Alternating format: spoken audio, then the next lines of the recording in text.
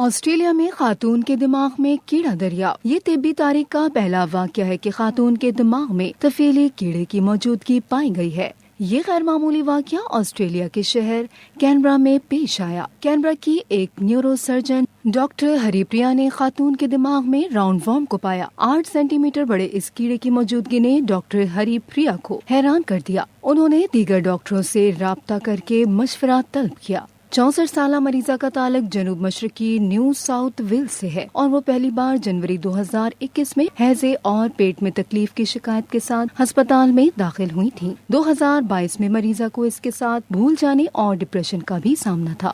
ہسپتال میں دماغ کے MRI اسکین کے دوران غیر معمولی خرابیوں کا انکشاف ہوا، جس کے لیے سرجری کی ضرورت تھی، مگر ڈاکٹروں نے یہ سوچا نہ تھا کہ انہیں ایک زندہ راؤنڈ ورم ملے گا جسے سرجری سے نکال دیا گیا۔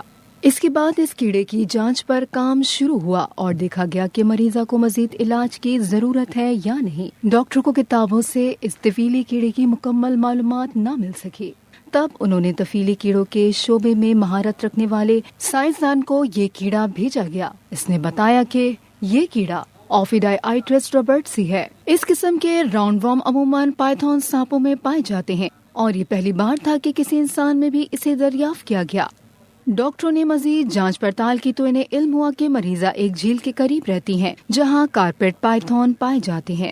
ڈاکٹر کے مطابق ممکنہ طور پہ کسی سانپ نے طفیلی کیڑے کو اپنے اندر سے فضلے کے ذریعے خارج کیا ہوگا جو گھاس میں رہ گیا اور مریضہ نے اس جگہ کو چھو لیا یا وہ گھاس کھا لی، جس سے راؤنڈ ورم جسم کے اندر چلا گیا۔